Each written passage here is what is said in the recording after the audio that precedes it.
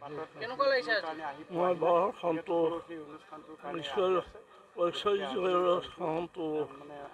একো মোৰ এতিয়া দুখ নাই যিখিনি কষ্ট কৰিছিলোঁ সৰুকালৰ পৰা একেবাৰে সৰুকালৰ পৰা 3 বছৰৰ পৰা মই দেশৰ কাম কৰা মানুহ এইটো কি কয়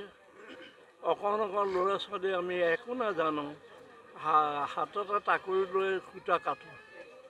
এইবুলি আমি এমুঠি দিয়ে বেছি দিয়ে তেনে দিয়ে আমি কংগ্ৰেছৰ হেৰিয়ালৈ পঠিয়াইছিলোঁ ইয়াৰ পৰা তেতিয়াৰ পৰা সেই একেধাৰাই কাম কৰি গৈ আছোঁ মোৰ ঘৰৰ কামো কোনো কৰা নহয়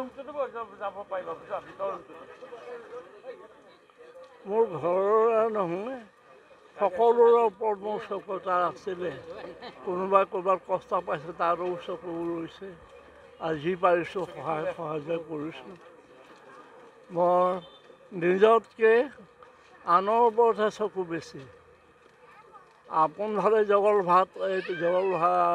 জগত ভাল এইটো ঠিক কথা কিন্তু মই তাতোকৈ আপোন মোৰ যিসকল কৰ্মী পাইছিলোঁ লগ সেইসকলক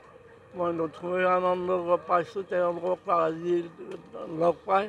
কাৰণ তেখেতসকল সকলোৱে অধিকাৰী সকলোৰে অধিকাৰ মোৰ ওপৰত আছে সেইকাৰণে মই আনন্দিত যে বিপথে যাব পৰা লগা হোৱা নাই আজি তেখেতে 100 বছৰ পাৰ কৰি 101 বছৰত ভৰি দিলে তেখেতে চামগুৰিত যিখিনি কাম কৰি থৈ গ'ল সঁচাই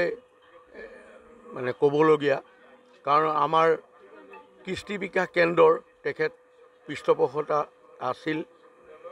তেখেত সভাপতি হিচাপে বহুদিন কাৰ্যভাৰ গ্ৰহণ কৰিছিল আৰু তেখেতৰ জৰিয়তে আমাৰ চামগুৰি কৃষ্টি বিকাশ কেন্দ্ৰ শংকৰদেৱ সংঘৰ কৃষ্টি বিকাশ কেন্দ্ৰত তেওঁ সভাপতি হৈ আছিল তেখেতলৈ মই শতকোটি প্ৰণাম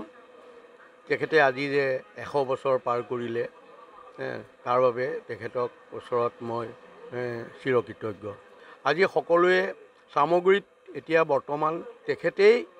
মানে প্ৰথম 100 বছৰ পাৰ কৰিছে